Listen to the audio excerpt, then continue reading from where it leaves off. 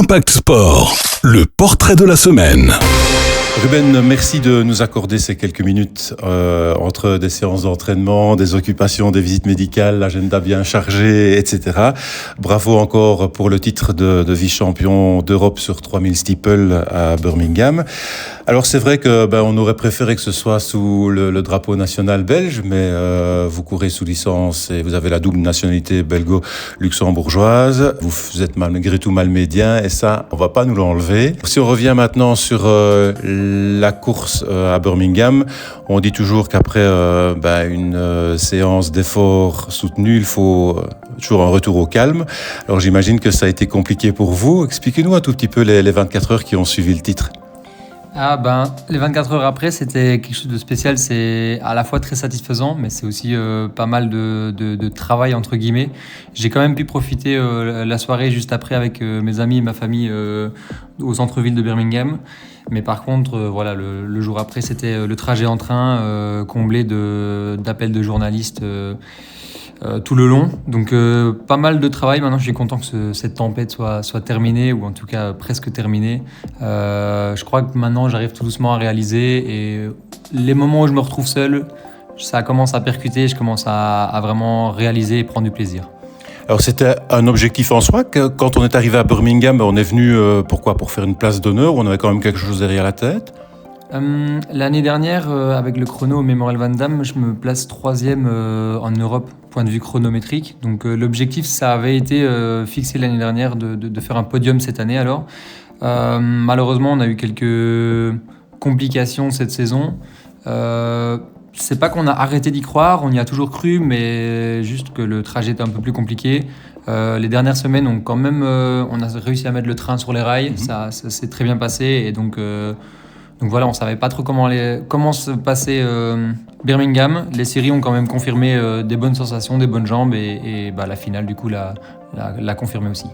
Alors on avait les bonnes jambes, vous l'aviez dit déjà dans diverses interviews, mais est-ce qu'il y avait une stratégie particulière qui avait été mise en place pour tenter d'atteindre justement ce podium ? Une stratégie, c'est toujours compliqué à mettre en place. On en a forcément plusieurs scénarios. Ici, on avait mis en avant le fait qu'il fallait regarder les deux Allemands et l'Espagnol. C'était un peu eux les guides de la course. Quand l'Allemand et l'Espagnol étaient devant dès le début, j'avais bien compris que ça allait partir à un moment ou un autre. Donc dans ce scénario-là, souvent, c'est soit à 1200 mètres, 3 tours de l'arrivée, ou soit à 800 mètres de l'arrivée. C'est le deuxième scénario qui a été choisi. J'étais prêt, je m'étais mis à l'extérieur expressément pour pouvoir réagir directement. Et sur les sprints longs, c'est plutôt mon domaine aussi, donc ça s'est très bien passé.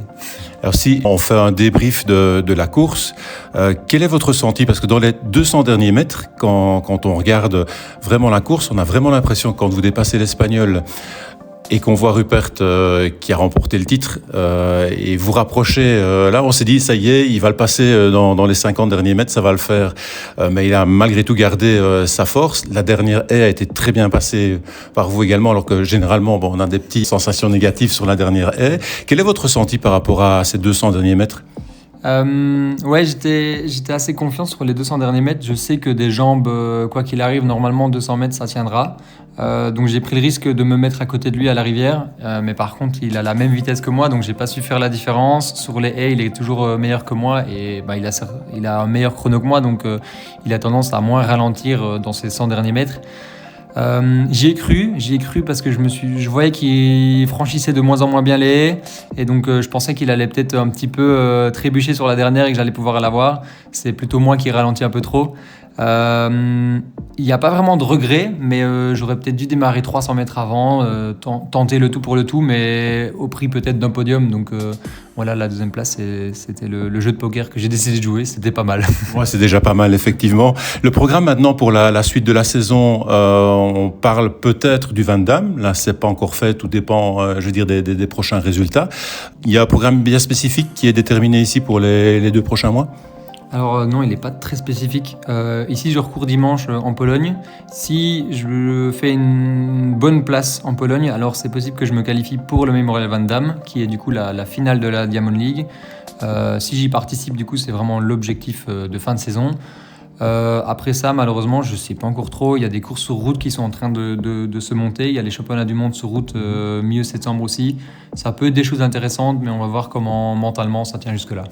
Alors vous repartez cet après-midi à Warem, du côté de l'entraînement. On va retrouver Thomas van der Mael, mais également Rémi Schins, votre partenaire d'entraînement, le Belge, qui a terminé une honorable 7e place. C'est un très bon résultat pour lui aussi. Un petit mot sur Rémi ?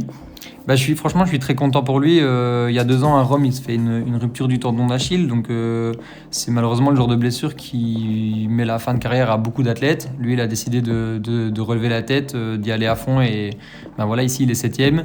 Et il a des qualités que moi, j'ai pas. J'ai d'autres qualités aussi. Donc, je sais qu'il est capable totalement de faire la place que j'ai faite hier. Il lui faudra peut-être un peu plus de temps. Mais voilà, je me réjouis pour son avenir aussi.